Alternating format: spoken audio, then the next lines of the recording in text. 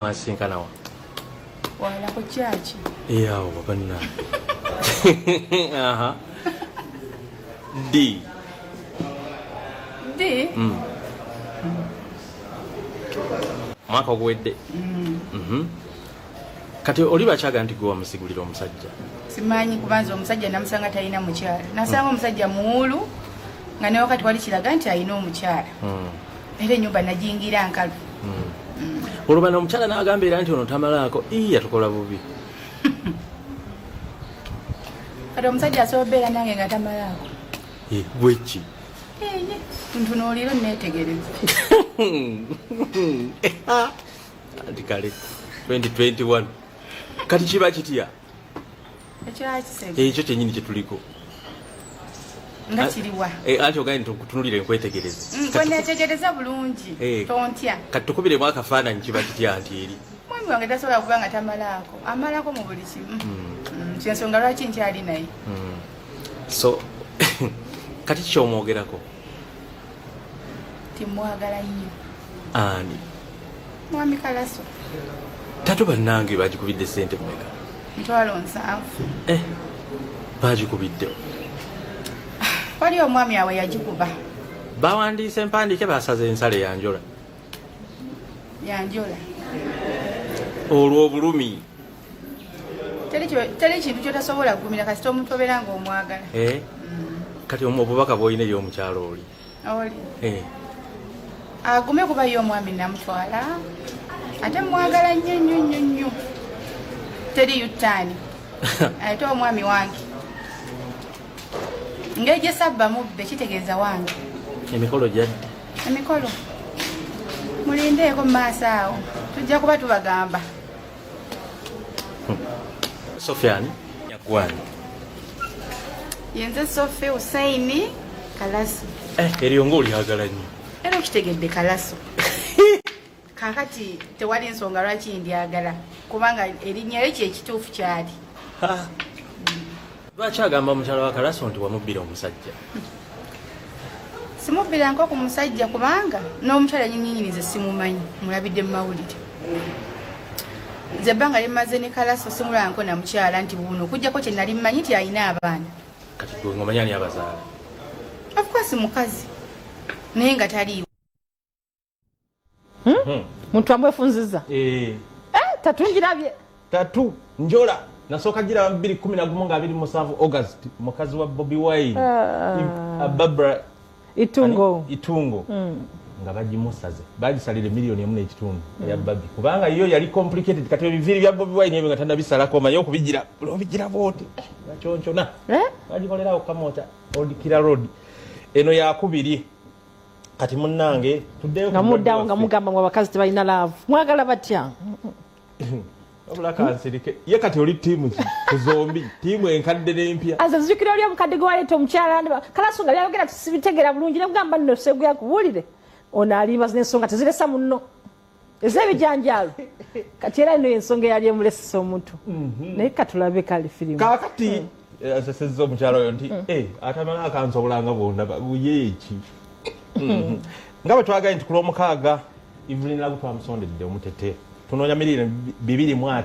za nsigo kyokka nno waliwo yazze nti ye ddona wa nsigo bagimusalemu bagimuwe babaayo baba yabazigaba yabadde musajja ate amateeka abasawo mpulira bagamba nti okudonatinga ensigo olina kuba mukyala bw'aba mukyala gwowa musajja bw'aba musajja gwo ng'era emyaka gye gimu ng'era n'omusayi gukwatagana ate ng'ensigo namu bannange mulete ensigo ennamu tuyinza okujja ensigo endwadde tuteekamu ensigo ate endwadde nnyo ekyo nayo tutegendereze nnyo omusawo ajja kumala kebera tusooke ndowooza ng'omukolo bwe gwabadde Mama Fina yawaddeyo obukadde 2 bwe dunga bwa cash mukolo gwatandise n'amaanyi baba kawash yabadde kumisa passport makindye twasondedde obukadde 6 n'abiri ez'okweteka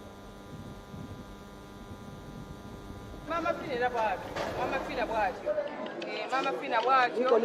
sina mukyala naye Mama Fina bwatyo mulamu gwe butambudde bwe butyo nzenna nzijjudde ndowooza ekyo so si kipya Yes, ngera kusaba banayi okuziwe n'okubozebwa so baba ino kujanjaba abantu talina namusondera kola kunazokula tujja kwebaza bonna ababadde okulwalagu naddala omukyala General Race mama siko wakwebaza kubanga Lagu mu kusooka okulwala tiyafuna publicity kati gyayina kitegeeza Lagu lutu yakubiri nga alwadde kati alina publicity nkakasa okujja nga Katonda yasazeewo Lagu afe n'ekizibu nnyo kati saawa zino ali mu publicity y'abantu ajja kola ki kuwona mwenna bafaani ba mama Fiina njagala gasome essimu eno saagala mbasabe nnyo naye njagala mumuteereko ssente twagala mu mwezi gumu nga Lagu afunye ssente zisobe miliyoni 3 oba twagala oba tetukola ki tetwagala Airtel 0753 42 42 37 erimanyaga Ashana Matogo leero abantu babuuza mu mama Fiina ye ssente azijjawa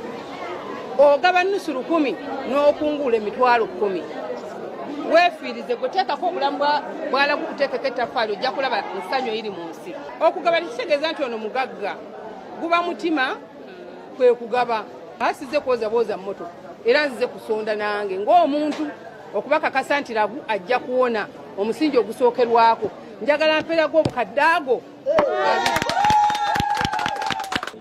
yene entandikwa gye tulaga nti yiino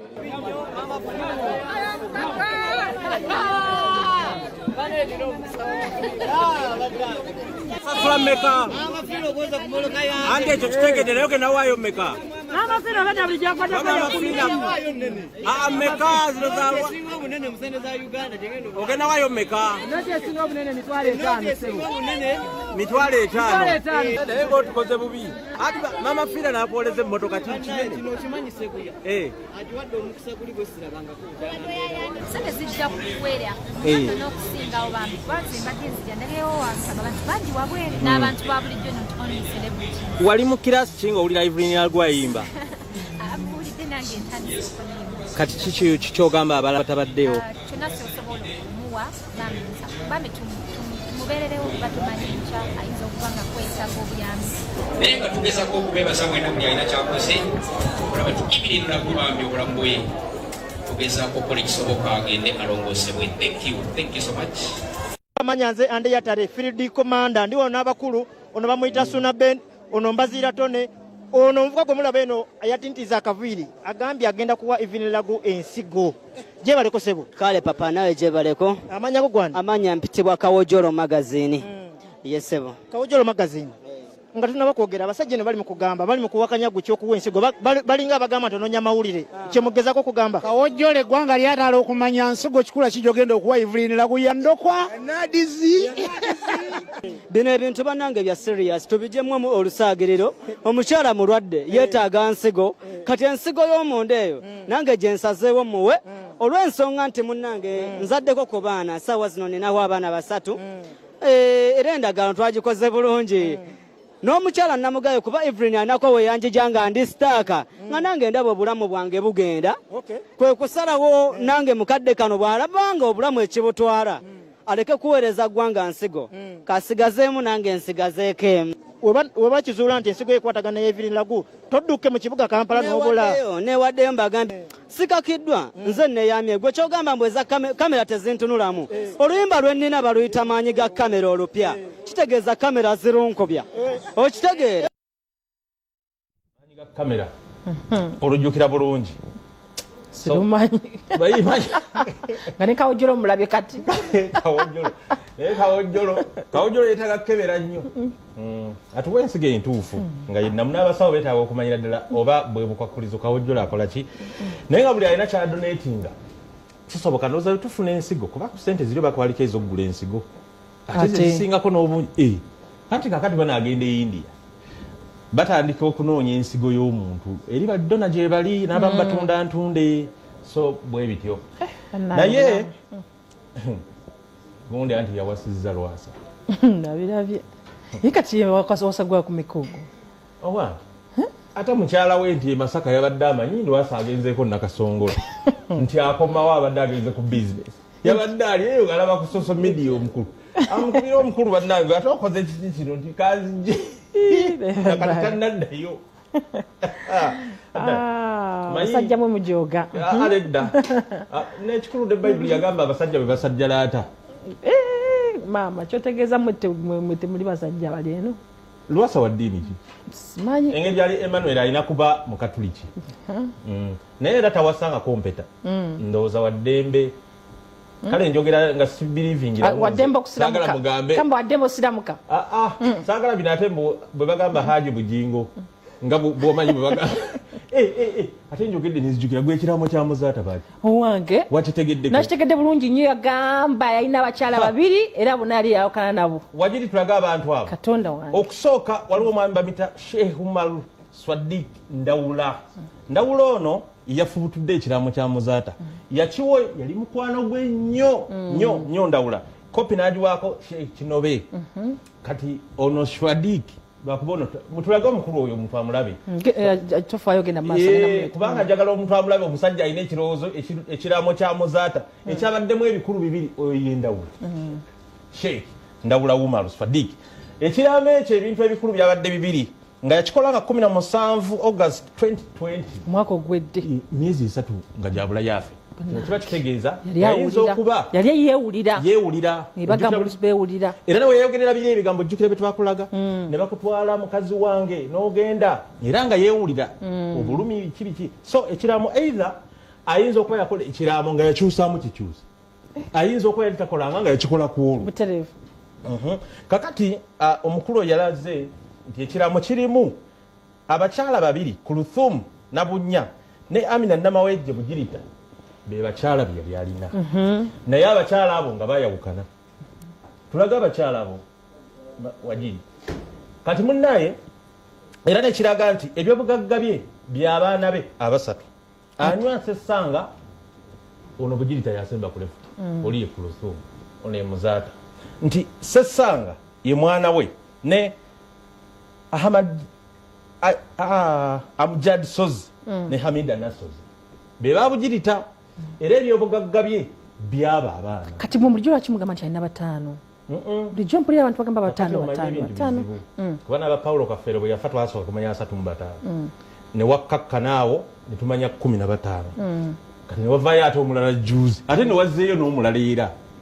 So ebintu okujjako ng'oli yatugambye kizibu kyakumanya nti ekituufu kyeki. Ekiraamo ekyo nno kiri bwe kiti. Boba abakyala bo bagambye ki? Kakati abakyala buli omu akyali omanyi kiraamo kyazze eggulu. Abakyala buli omu akyali oyo ye Sheikh yakisomye. Kakati interpretation y'ekiraamo eriwo eti nti bwe kibanga omuntu teyatalaka Kuluthum kikulu teyamutalaka. Kuba bagezaako Sheikh kiba nti eri n'agamba Kuluthum kati jjuzaamu bw'oti bw'oba yagala kuva wa musajja naye ate ne bikomaawo nga Sheikh Kibaata ayogedde ne Muzaata n'asuubiza tujja Tereza. However Sharia egamba bw'obanga olaamye nti mbadde njawukanye naawe eyo talaka eba ewedde. Kiba kiwedde. The fact nti okyogedde kiba kiwedde. Ndowooza abasiraamu balinga ffe nti nyonoonye nnyo mu kulowooza mu kukola ne mu butakola ne mu kulowooza era oba oyonoonye. Byebyo. Ekyo kiggwe kubanga mama babadde basusse. Eyo kyaliyo interpretation y'ekiraamo ki. Ate bagambye nti no abaana be bananyini enju. Kiggwera obulamu bugende mu maaso. Nabadde njogera ne Roya Nalukoola ali ku nsonga z'abafamire ya Muzaata n'agamba nti kati gw'omanyi kino bwe kibanga oli yalama bw'atyo ensonga ziba ziva mu kkooti eno eyaffe eya bulijjo baye kanoniro common law. Christians tukozesa canon law. Eggwanga lya Uganda likozesa common law eya Bungereza. Kati naye Sharia law kati byonna bijjulidde Sharia. Naye nga bijulira lwaki nga kisomeddwa? Ate kakati enkaayana zikyaliyo. Wabula yawandiika nti tayagala awakanya yakiteeka mu kiraamu. Yakiteekamu. Ekiraamo ako kakulu wansi yagamba sirabangayo akyusa ku kiraamu kino kaabaani. Kati ate nga mudda mu kkooti. Ono Ndawula we yasinzidde okuvumirira Nakiwala Kingi Honorable Minister eyantwala era omu. Namuga nti oyingira otya bino ebintu bino si bya kereziya bino bya muzikiti ya Sharia law si ekamwe kanoniro. Omanyi kanoniro ne Sharia law byanjawulo. Kituufu anti bali basiraamu. Byebyo nno. Obudde tugende. Obudde okyabuyina. Obudde basaba ne banyabo tubagayiza weekend nungi abanafe abali mu bigezo namwe tubagayiza bigezo birungi. Dora Namala Owembwa. Josephat Segera. Good morning. olugambo mu kyenkya luwagiddwa. Family Hardware Limited tusangibwa Wakiso ku Wakiso District Road maaso g'omuzikiti. Essimu noti 772 488 4 noti 7 noti 34 Tereka obugagga bw'omwana wo mu mutwe gwe ng'omuleeta ku Kiryandongo Technical Institute. Kubira principal ku 0772 4M5 003.